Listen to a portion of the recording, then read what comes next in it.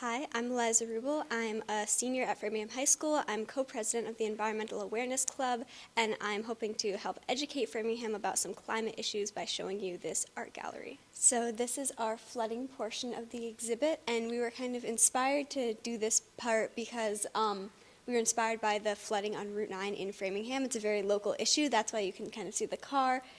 Some road signs, that's kind of the homage to the Framingham flooding issue specifically, but this is really a climate issue because as global temperatures get higher, as the earth warms, oceans also warm, and storms are fueled by warm water.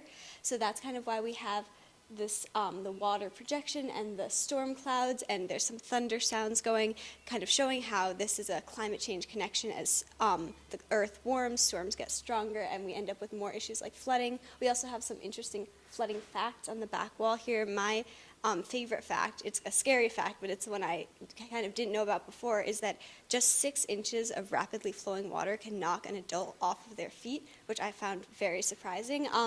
And that's kind of what we're trying to demonstrate here, is the power of flooding to knock over and break lots of possessions and nature, and really disrupt life in our ecosystems in Framingham and everywhere. So over here we have our invasive aquatic plants. So these big pink and purple flowers above me are the water hyacinth, and although it looks very pretty, this is actually an invasive plant in Framingham in Massachusetts, and it was originally brought here because of its looks. It was brought as an ornamental plant, but now it has become invasive.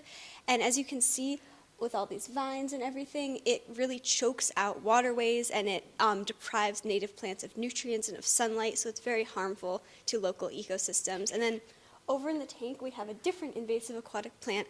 This one is the water chestnut. It was originally brought from Asia as to be farmed because people eat the water chestnut.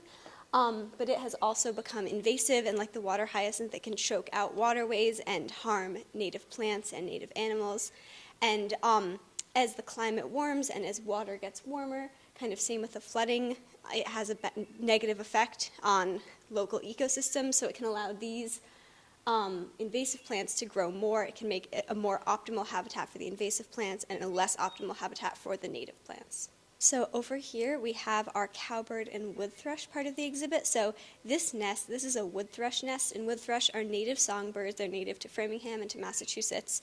But this gray bird over here that's a little different from the other ones, this is a cowbird. And these are all hatchlings, but what happens is the cowbird, which is an invasive bird, lays its eggs in the wood thrush nest. That's like this gray egg, which is different from the blue wood thrush eggs. And the cowbird is parasitic to the wood thrush, so the wood thrush mother doesn't know that the cowbird eggs are different from her own, and she raises this cowbird hatchling as her own, which is bad for the wood thrush young because they're deprived of nutrients and attention from their mother. And this increases as people cut down forests and fragment forests into smaller and smaller pieces. It's easier for the cowbird to access these wood thrush nests and to lay their eggs in the nest and have this parasitic relationship. So we, as humans developing forest areas, are making this happen more frequently. And on this graph behind me, this is about vulnerable birds in Middlesex County in general. And we can see the trend that not only is habitat fragmentation and other human effects bad for songbirds, but also global warming is negatively affecting our songbird populations in Middlesex County.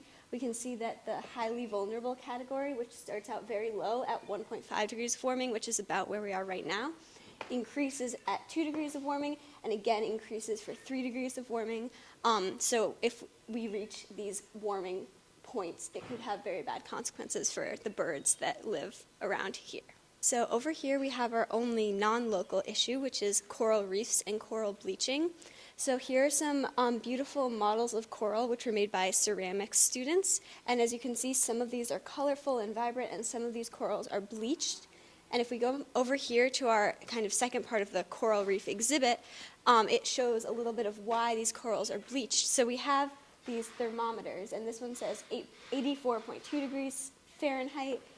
This one over here is at 87.8 degrees Fahrenheit, and this one is at 89.6 degrees Fahrenheit. And what that is showing is that as ocean temperatures increase, coral bleaching occurs. You can see the coral goes from very vibrant over here to bleached over here, and coral bleaching is when the coral expel the symbiotic algae that live in them. And these symbiotic algae allow the coral to live and have their color. When the coral are stressed because of warmer ocean temperatures, they expel the water, and that causes the coral to ultimately die and be bleached white, like you can see on that end. And as you can see, there are many more kind of ocean creatures over here where the coral is alive and very few over where the coral is dead. Coral are a very important habitat in the ocean, and they often serve as a nursery for many different ocean creatures. They really support that ecosystem. So when coral reefs bleach and die, it has negative effects not only for the coral itself, but for the whole ocean ecosystem that it is supporting. So a few things that you can do to help. I'll go through kind of a few of my favorites on this wall of 10 things. The first is eat less meat and eat less dairy. Both meat and dairy, especially beef, have a huge carbon footprint because cows release a lot of methane into the environment, and a lot of greenhouse gases are used to transport these products to the supermarket where you're buying them from.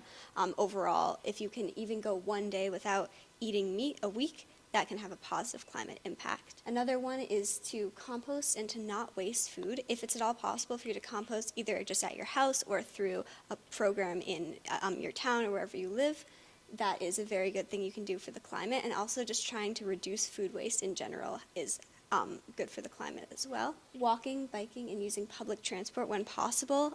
Cars have a very large carbon footprint. They release a lot of greenhouse gases when you drive them.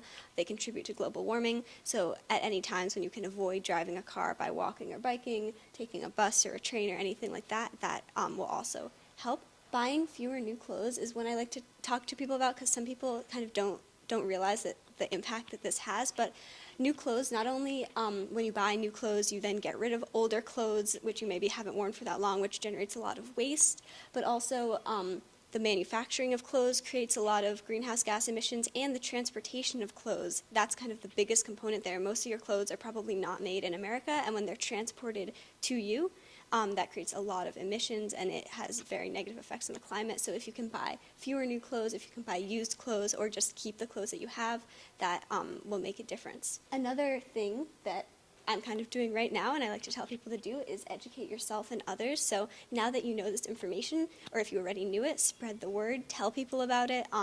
Education is so important so that we can collectively make a difference, because we need lots of people to buy into this, not just a small portion of the community. So educate and spread the word about it.